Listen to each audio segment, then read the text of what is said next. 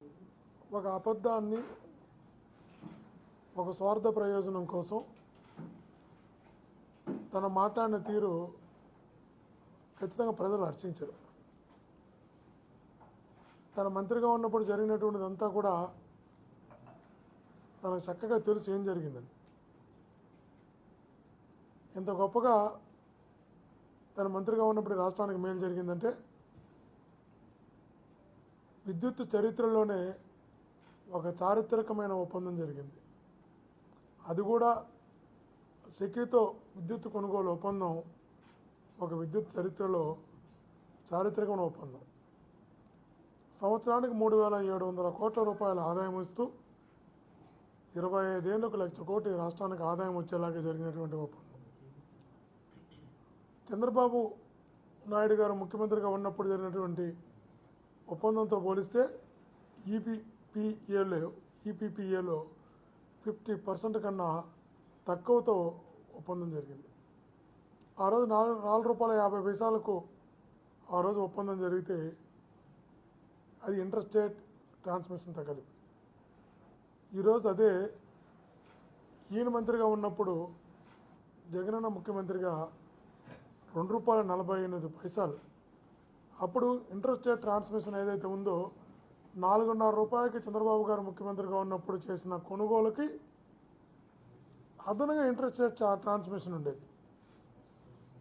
₹2.49 తను మంత్రిగా జగనన్న ముఖ్యమంత్రిగా జరిగిన ఒప్పందం 50% కన్నా తక్కువ, ఇన్క్లూడింగ్ ఇంటర్ స్టేట్ ట్రాన్స్మిషన్తో కలిపి. అంటే ఇంత మంచిగా జరిగిన ఒప్పందాన్ని మంచి అని చెప్పుకోలేని దీన స్థితిలో ఈరోజు కూటమి ప్రభుత్వంలో వాసన ఉండడం నిజంగా కూడా బాధాకరం. మేము ఎవ్వరం కూడా వాసన్న వాళ్ళకి దగ్గర అవ్వడం కోసం, వాళ్ళని మెప్పు పొందడం కోసం, వాళ్ళని మెప్పించడం కోసం, వాళ్ళకి దగ్గర ఏదో ఒక రకంగా రాజకీయంగా ఎదగడం కోసం ఈ స్థాయికి దిగజారుతాడని మేము కళ్ళలో కూడా అనుకోవాలి. మంచిని మంచిగా చెప్పుకోలేనటువంటి దీన స్థితిలోకి ఆయన వెళ్ళిపోయాడు. ఈరోజు నిజంగా ఇది తన క్యారెక్టర్కి తను అనుకుంటున్నారు. జగన్మోహన్ గారి వ్యక్తిత్వాన్ని హననం చేస్తే తనను గుర్తిస్తారు, గౌరవిస్తారు, తనకు పార్టీలో ప్రాధాన్యత ఇస్తారు అనే ఒక భ్రమలో తన వ్యక్తిత్వాన్ని తను హననం చేసుకుంటున్నాడు.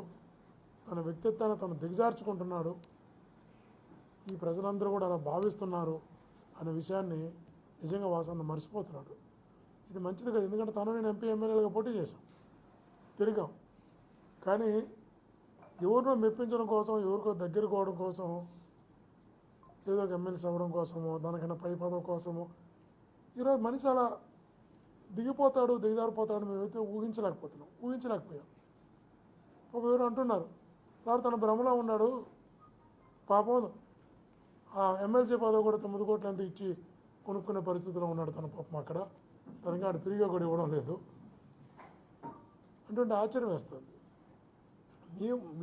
మీరు మంత్రిగా ₹2.49 ఇంటర్ స్టేట్ ట్రాన్స్మిషన్తో కలిసి ఒక బ్రహ్మాండమైన ఒప్పందం జరిగి సంవత్సరానికి 3,700 కోట్ల రూపాయలు రాష్ట్రానికి ఆదాయం రావడం, నాణ్యమైన విద్యుత్తు, పగటిపూట విద్యుత్తు ఇచ్చేలాగా ఒక ఒప్పందం కుదిరితే నా పేరులో ఇంత మంచి ఒప్పందం జరిగిందని చెప్పాల్సింది పోయి అర్ధరాత్రుల్లో నా చేత సంతకాలు పెట్టించాలంటే నేను సంతకం పెట్టలేదు, సంబంధం లేకుండా క్యాబినెట్ అప్రూవ్ చేశారంటున్నారు.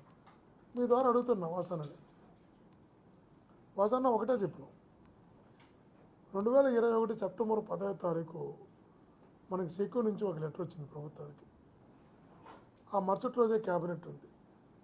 ఆ లెటర్ వచ్చిన తర్వాత ఆ లెటర్లో వారు ఇన్ ప్రిన్సిపల్గా దాన్ని అప్రూవ్ చేస్తూ క్యాబినెట్కి తీసుకొచ్చారు.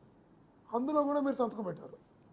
ఇన్ ప్రిన్సిపల్గా సెప్టెంబర్ 10 2021 వచ్చిన లెటర్లో, ఇన్ ప్రిన్సిపల్గా వచ్చిన లెటర్లో కూడా సెకీ అంటే ఇది కేంద్ర ప్రభుత్వ తరపున వచ్చినటువంటి సంస్థది.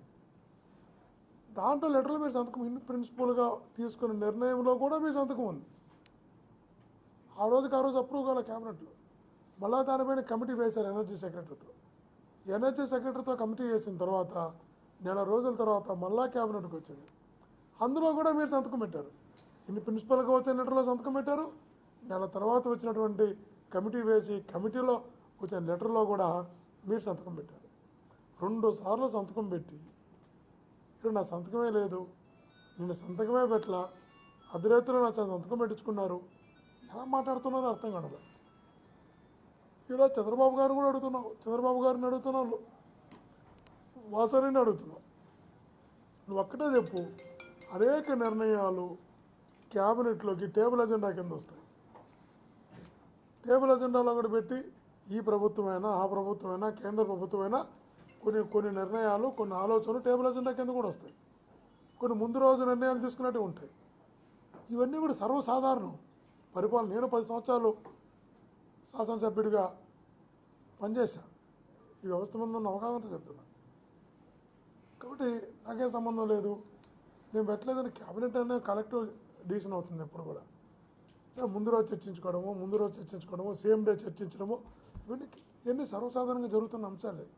కానీ ఈ పర్టికులర్ ఇష్యూలో మీరు ప్రిన్సిపల్గా తీసుకున్న నిర్ణయంలో సంతకం పెట్టారు. 1 నెల తర్వాత పెట్టిన క్యాబినెట్ దాంట్లో కూడా మీ సంతకం పెట్టారు. కానీ నాకు తెలియకుండా జరిగిందని చెప్పి ఇట్లాంటి సందర్భంలో కావాలని నువ్వు ఏ కుటుంబం వల్ల అయితే పైకి వచ్చావో, ఏ కుటుంబం అయితే నేను పైకి తీసుకురావడానికి బ్యాక్బోన్గా నిలిచిందో ఆ కుటుంబాన్ని ఇబ్బంది పెట్టడానికి, వ్యక్తిత్వాన్ని హననం చేయడానికి ప్రయత్నం చేయడం అన్నది నాకు తెలిసి మీ క్యారెక్టర్ మీరు దిగజార్చుకుంటానన్న విషయాన్ని మటుకు ఆయన ముందు గుర్తుంచుకోవాలి.